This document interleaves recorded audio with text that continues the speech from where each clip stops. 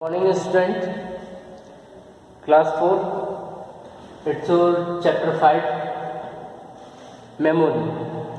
Students, we are just discussed is in part first about the memory and their value and their size.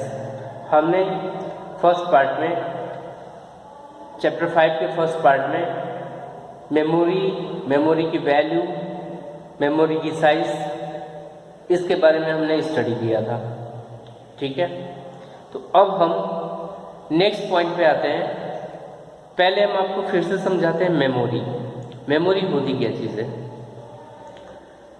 Students, where we are save our data and our files, that is called the memory.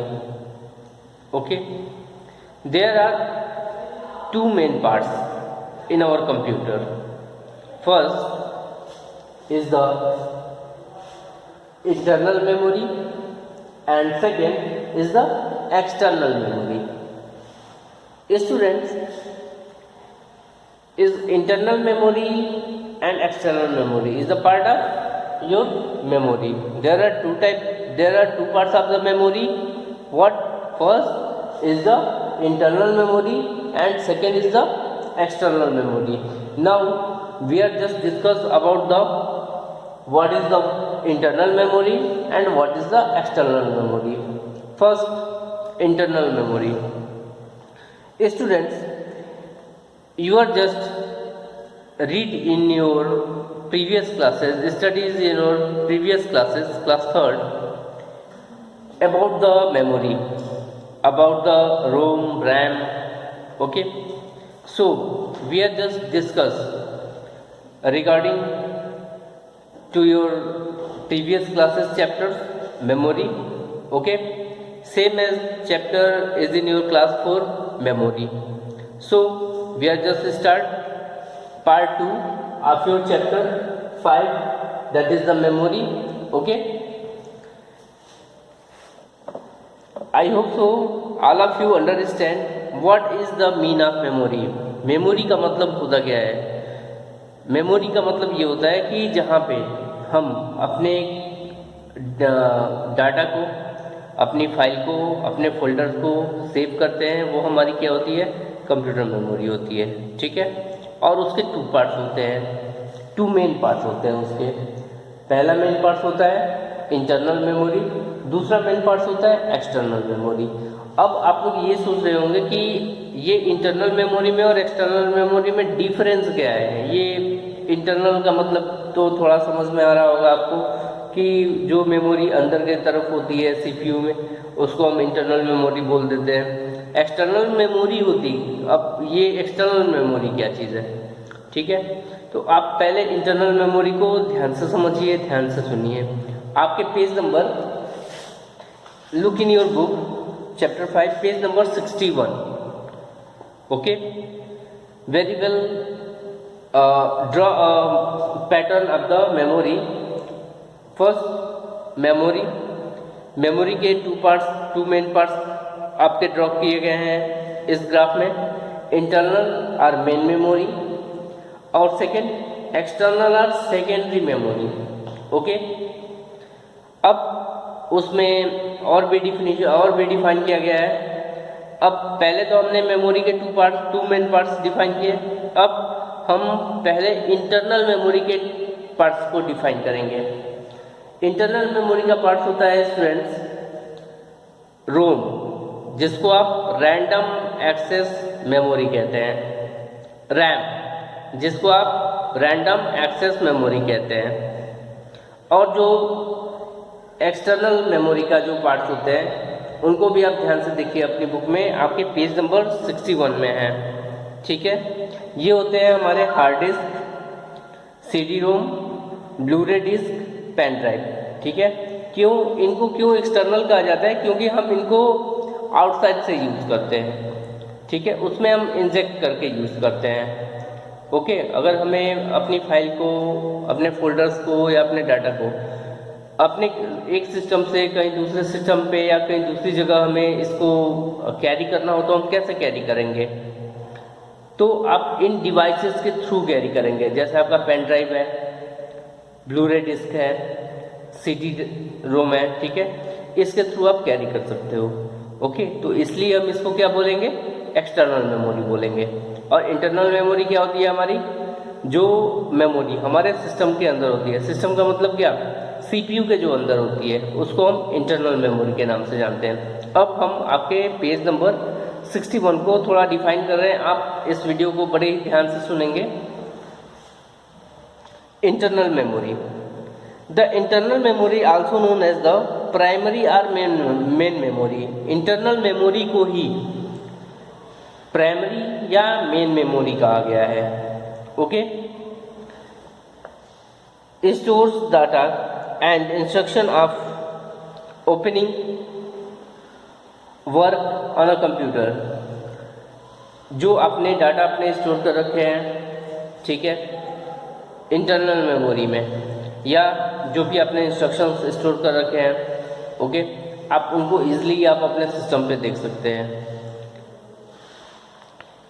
There are two type of internal memory, first RAM and second ROM. First मैंने क्या बोला, RAM, RAM, RAM, and second ROM, ROM। Student, इसका full form जो होता है, आप सभी लोगों ने क्लास 3 में मेमोरी के बारे में अच्छे तरीके से पढ़ा है, रैंडम एक्सेस मेमोरी। और इसका फुल फॉर्म होता है रीड ओनली मेमोरी, ठीक है। अब इन दोनों में थोड़ा डिफरेंस होता है, आप उन डिफरेंसेस को ध्यान से सुनिए। आपकी ये पेज नंबर 61 पे है। रैम के बारे में आपको मैं डिफाइन करने जा रहा हूँ। आप इसको ध्यान से सुनिए, इस वीडियो को अच्छे तरीके से देखिए और इसको समझिए।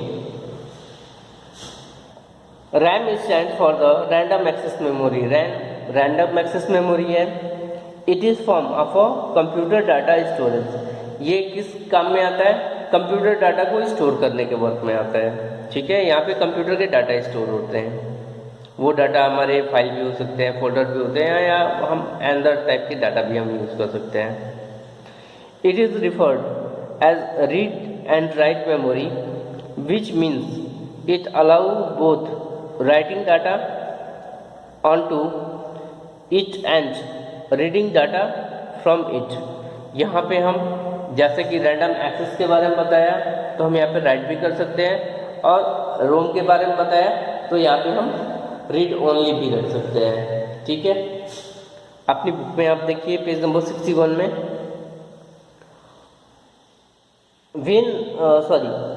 It is one of the fastest memory in the computer. यह हमारे कंप्यूटर की सबसे फास्ट मेमोरी होती है, ठीक है, जिसके थ्रू हमारा कंप्यूटर बढ़िया परफॉर्मेंस देता है, गुड परफॉर्मेंस देता है। Okay, when a computer is switch off, जब हमारा कंप्यूटर स्विच ऑफ होता है, मतलब जब हम अपने कंप्यूटर को शट डाउन कर देते हैं, all the data stored in the RAM, ठीक है, ये हमारे सभी डाटा कहाँ पे सेव हो जाते हैं, रैम में सेव हो जाते हैं। Therefore, it also called temporary memory और वर्सलाइट मेमोरी। इसको हम टेम्पोररी मेमोरी के भी नाम से जानते हैं और वर्सलाइट मेमोरी के भी नाम से जानते हैं। RAM, I hope so that all of you student, आपको रैम अच्छे तरीके से समझ में आ रहा होगा, ठीक है। डी रैम आपकी बुक पेज नंबर 61 पे ही दे रखा है। D RAM, D RAM are dynamic RAM, loses the stored data every miss sound, even the power supply on is on। आपने देखा होगा कि कभी आप अपना सिस्टम ऑपरेट करते हो, उस कंडीशन में अगर उसमें यूपीएस नहीं लगाया तो उस कंडीशन में क्या होता है, अगर पावर सप्लाई प्रॉपर नहीं है तो जैसे ही बिजली चली जाती है, आपका पूरा किया हुआ वर्क अगर आपने सेव नहीं किया वो क्या होता है, डिलीट हो जाता है। अंडरस्टैंड? वो फिर क्या हमें शो करता है, नहीं शो करता है। DRAM chip are small and chip, D RAM जो होती है वो बहुत छोटी सी चिप होती है जो कि आपके मदरबोर्ड में होती है। Okay, just turn the page number 62, turn the page number 62।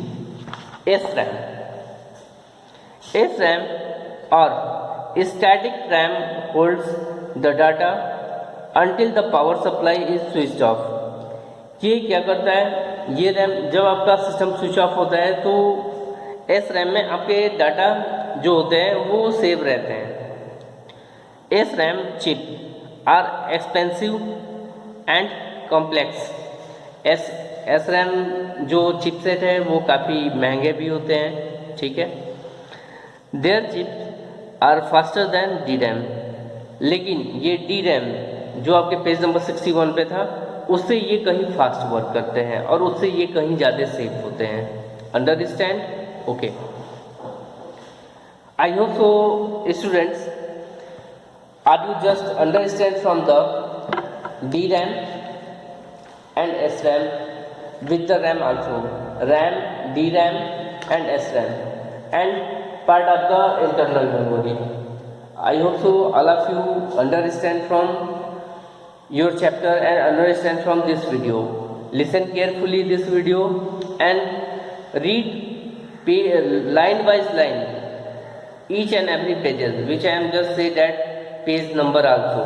Okay, आप जब अपने बुक में ओपन करोगे तो जो पेज नंबर 61 पे इंटरनल मेमोरी का पहले मेमोरी का एक ग्राफ बना रखा है, आप उसको बड़े अच्छे तरीके से देखोगे तो उसमें दो पार्ट्स दे रखे हैं। पहला पार्ट है आपका इंटरनल मेमोरी है, दूसरा है एक्सटर्नल मेमोरी।